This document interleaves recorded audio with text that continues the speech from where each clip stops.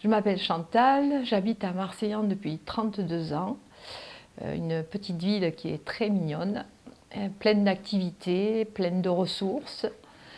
Voilà, j'ai tenu un commerce pendant 27 ans et un petit peu plus.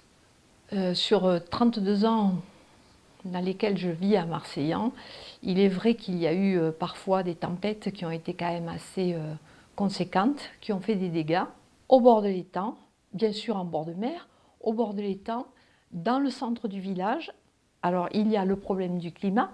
Si on rajoute les erreurs humaines, ça fait beaucoup. C'est trop. C'est trop. Il y a eu beaucoup de gens qui ont perdu leur véhicule, des chaudières d'immeubles qui ont sauté. C'est pas normal.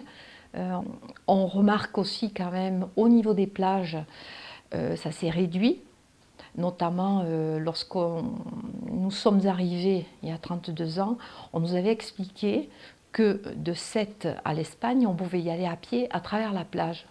Or, depuis ces années-là, il se trouve que vous arrêtez à Vias déjà. À Vias, vous ne pouvez plus, il y a 30 ans, la plage de Vias était déjà bien grignotée. Vous ne pouviez même plus aller jusqu'à Béziers de par la plage.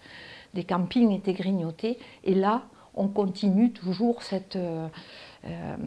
continue toujours vu les problèmes de climat, vu les intempéries, vu ci, vu là.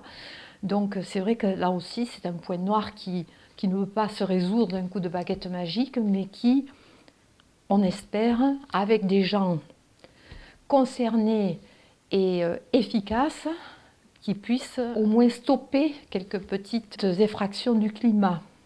Et je pense que Marseillan sera plus ou moins impacté par des problèmes, vu les exemples que nous avions récemment, ou il y a 10 ans en arrière, ou en 2003, où certains faits ne trompent pas.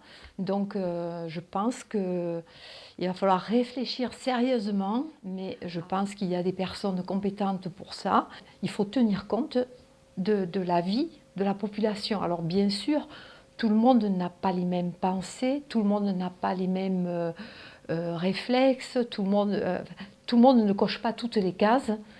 Il faudrait arrêter de se voiler la face parce qu'il est nécessaire de prendre le ou les problèmes à la source. On ne fait pas suffisamment payer les destructeurs. Quand on voit la destruction des arbres, des haies, dans les départements limitrophes, ce qui permet à l'eau de descendre un peu plus, oui, il y a un problème. Il y a un problème. Heureusement, des départements comme la Lozère, par exemple, ont décidé de replanter des essences pour maintenir tous les talus. Et donc ça, c'est un beau geste pour la planète, par exemple. Petit à petit, ces reconstructions permettront certainement de limiter les dégâts.